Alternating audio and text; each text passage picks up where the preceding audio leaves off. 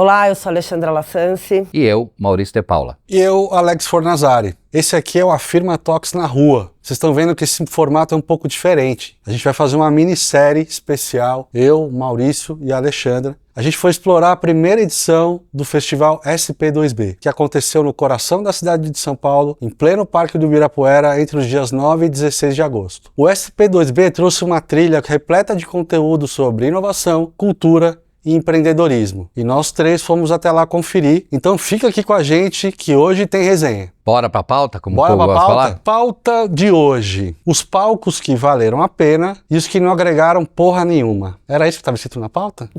Não tinha porra nenhuma. O porra nenhuma foi por minha conta. Quem começa? Cada um fala os palcos que valeu a pena, a gente debate, faz uma resenha do que valeu e que não valeu a pena. Tá bom, porque até tem uma discordância aqui, né? Acho que entre a gente. Já quer começar com discórdia? Não quero não, calma, peraí, senão eu já vou ficar taxado, todo mundo já quer me cancelar porque eu sou o do contra, como o povo diz. Vamos lá, Lê, me diga um pouquinho, o que você achou legal e acho que a gente vai abrindo e pontuando um pouquinho isso. Tiveram algumas questões ali que eu participei que eu achei e que me surpreenderam muito. O que eu achei legal em termos de palcos e palestras, acho que a palestra de vendas do Aaron Ross me ampliou muito a visão, porque não é uma pauta que eu tô acostumada, não sei vender, né? Eu sou psicóloga e então pra mim foi muito enriquecedor. Teve um ponto que foi uma dinâmica realizada pela Humana Consultoria, que eu fui pra não gostar. Não fui pra não gostar, mas eu começou ali, eu falei, o que a gente tá fazendo aqui? Que era uma dinâmica sobre calor humano. E eu achei aquilo,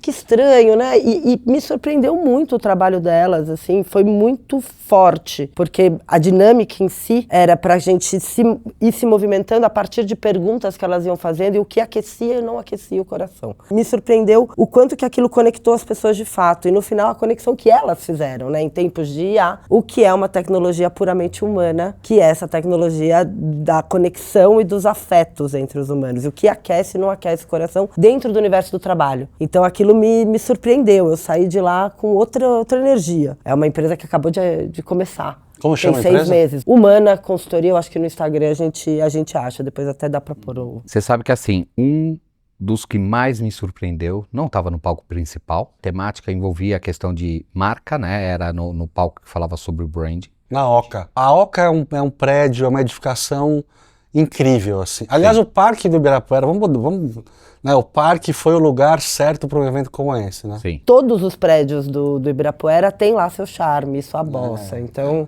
acho que a escolha não tinha melhor. Não, pra mim a escolha é sensacional, eu só acho que assim, né, síndrome de vira-lata. Por quê? A gente tá num parque que o nome é indígena. Ibirapuera, sim. O nome dos prédios, na Oca, poxa, velho, e aí os caras Museu A, Beyond Beehive, Bespoke, Beyond, Beehive. É um evento brasileiro, aí os caras me colocam tudo em inglês, velho, porra. Isso foi...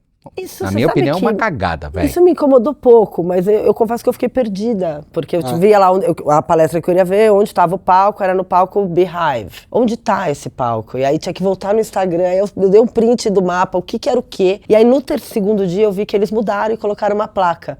O que era o quê, onde que tava, né? Com o nome do prédio original e o nome que eles deram. Sim. Então eu falei, poxa, agora acho que é a resposta rápida. Eu tive que tirar foto da placa, porque no app não tinha o mapa. E aí eu tirei foto da placa e ficava consultando. E eu acho que eles colocaram a placa porque eles devem ter tido feedback. Claro, porque no primeiro dia não tinha. Claro. E ponto positivo. O que valeu a pena e não valeu, Maurício, na sua visão? Eu comecei a falar um pouco, né, de um dos palcos que eu vi. Não era o palco principal, mas que falava sobre o brand, tá? Que eu achei sensacional, que era do Fred Geles, da Tátil Design. O pessoal, acho que é Marcelo Greco, da Greco Design. E tinha não vou me lembrar agora o nome, mas eu sei que ele é diretor de marketing da BIC. O Fred deu um show fazendo, né, trazendo toda a questão de comparativo, né, da questão das marcas, o que tem a ver a questão do lápis, da Porsche com a caneta, né? Ele colocou de uma forma muito clara em cima de imagens, né? A Porsche que mantém a questão da linha, né,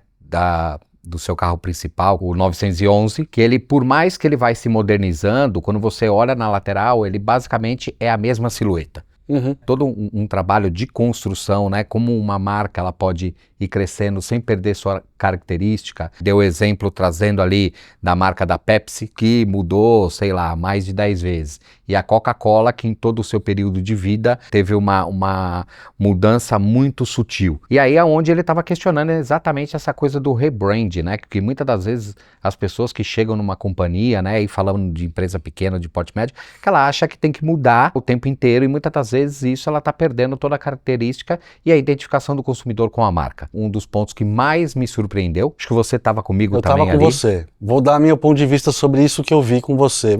Eu fui na sua bota, né? Porque a minha trilha de interesse era uma outra trilha, não era criatividade, mas eu acabei vendo esse tipo de conteúdo. O que eu achei legal nessa palestra, nesse painel, que era um painel, o Fred, ele trouxe mediador era o Marcelo uma Grey. apresentação visual muito impactante, num momento onde a gente está vendo uma profusão de um monte de gente apresentando um monte de PowerPoint feito por IA. E ele trouxe o poder do design numa mensagem minimalista e poderosa. Super simplista, quer dizer, Super a simplista. apresentação dele era feita de imagens, não tinha animação. Não tinha template. Era estático. Era estático. É. Achei incrível. Aí depois veio o executivo da BIC e realmente, depois daquela palestra, falar qualquer coisa, ficou um pouco ruim para o executivo da BIC. Na linha que você chegou, tinha uma trilha muito forte do futuro do trabalho, o papel da IA e tal. Muita gente falando sobre isso. No auditório principal, falou um cara do LinkedIn, um indiano. E eu vi outros palcos falando de futuro do trabalho.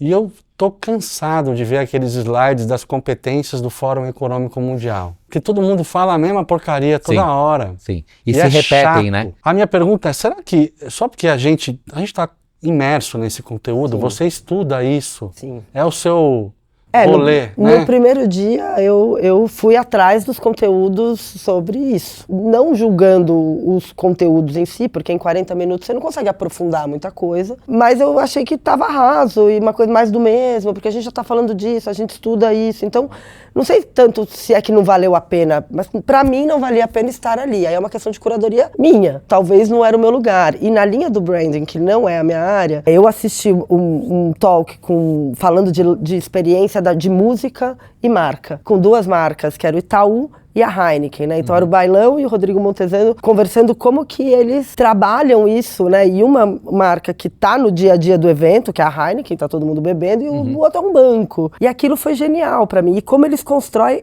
a parceria entre as duas marcas. E eu achei muito genial. Pra mim valeu muito a pena, né? Talvez pra você, os dois, de marketing, falou, putz, tá.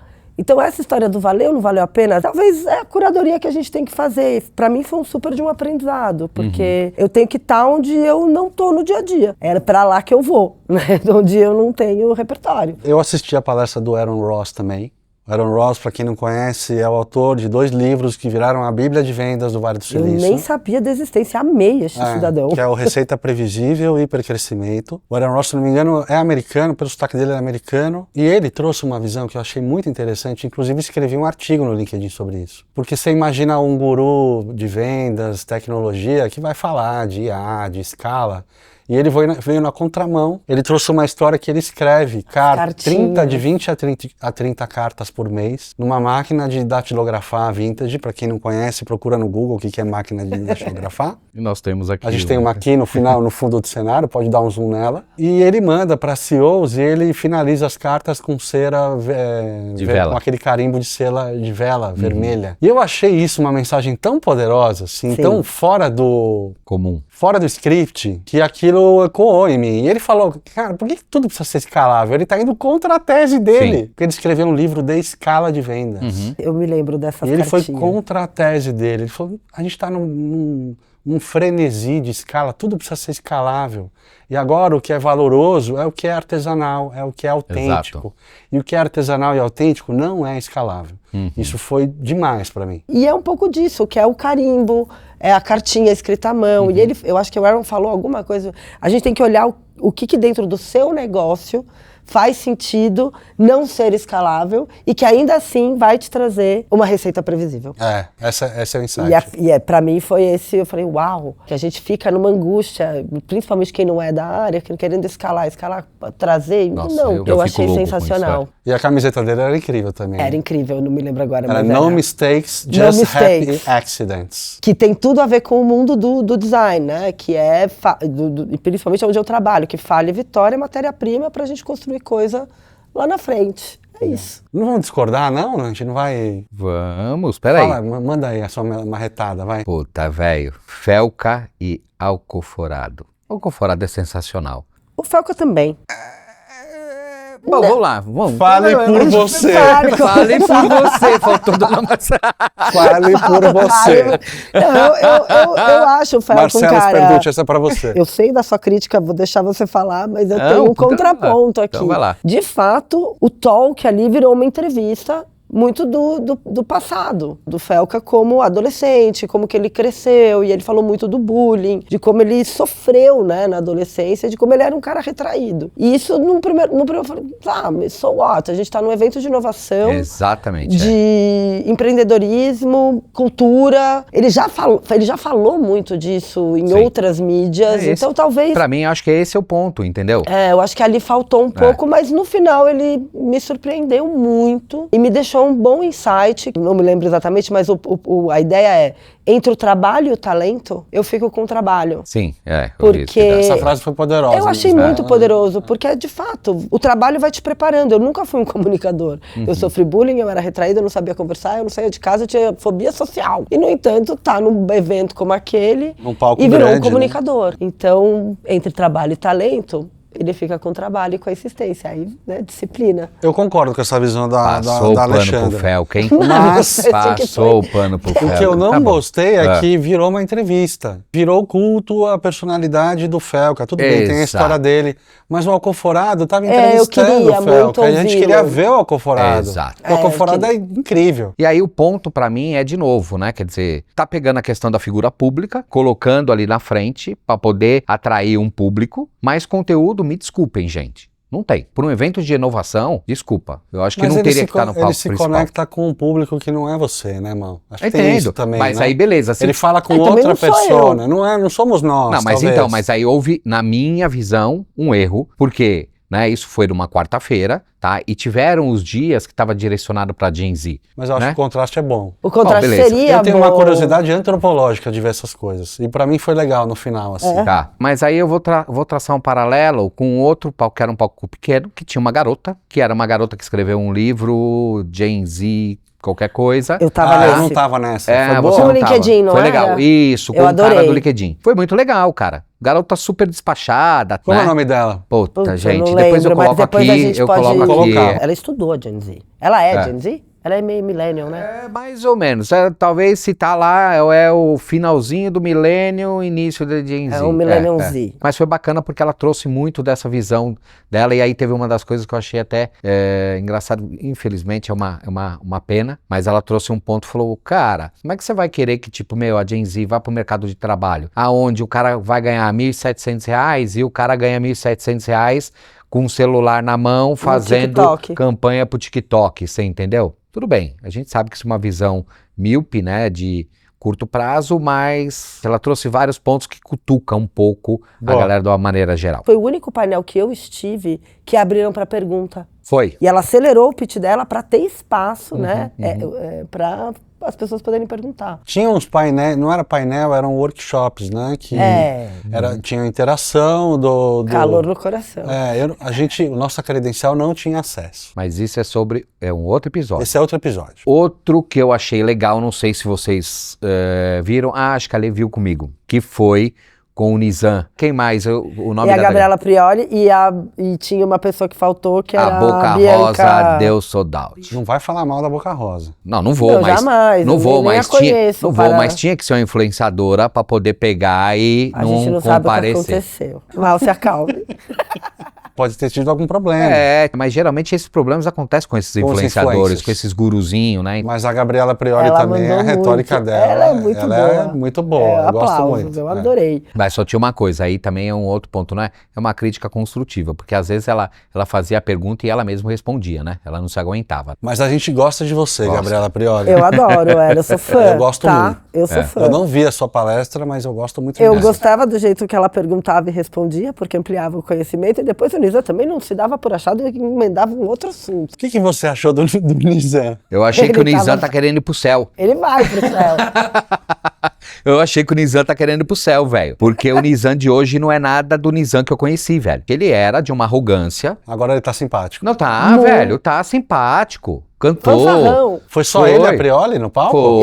E era pra ser ele, a Prioli, a Bianca Boca Rosa. E ela faltou. Eu recebi um pop-up avisando que ela não estaria pelo aplicativo do evento. Achei organizado. Achei legal isso também. Isso foi 1 ou 2 horas antes, né? É. E aí começou e eu achei sensacional ali. O Nizam contando bastante da vida dele, Sim. né? E falando da vida, né? Um homem maduro falando do sucesso empresarial, do sucesso na vida pessoal e no cuidado que ele tem pra longevidade, que eu acho que é um e da assunto saúde também. porque isso foi até a temática tinha uma correlação com felicidade, né? Tinha. Que é aquela coisa, né? O Nizam era extremamente obeso, na época que ele trabalhava em agência, né? Que ele era dono de agência, aquela coisa toda, extremamente ansioso e tal. Ele chegou num ponto que ele foi fazer bariátrica. E isso é muito comum para as pessoas que fazem essa cirurgia começar a beber.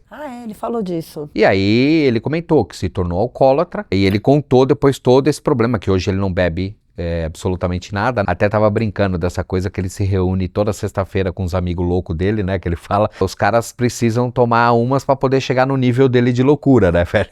Eu achei ele bem... Foi. Esse foi o pitch dele, então, na palestra. Ele contou essa história. Ele contou toda a história de vida dele, né? Como é que foi. Não, foi muito bacana, foi muito cara. Legal. Se você fosse o curador do SP2B, o que você colocaria na pauta que não tava lá? Pra mim, inovação. E aí, quando a gente fala de inovação, não é só falar de tecnologia. É como é que o mercado está se movimentando e como é que ele está mudando de uma outra forma. Porque hoje, para mim, falar de IA não é falar de inovação. Tá? Para mim, IA é ferramenta. Então espera que a gente vai falar sobre isso em outro episódio. Tá bom. Se você gostou, segue, comenta, compartilha. Fique ligado no Afirma Talks na Rua, cobertura do SP2B São Paulo. Até mais. Até o próximo.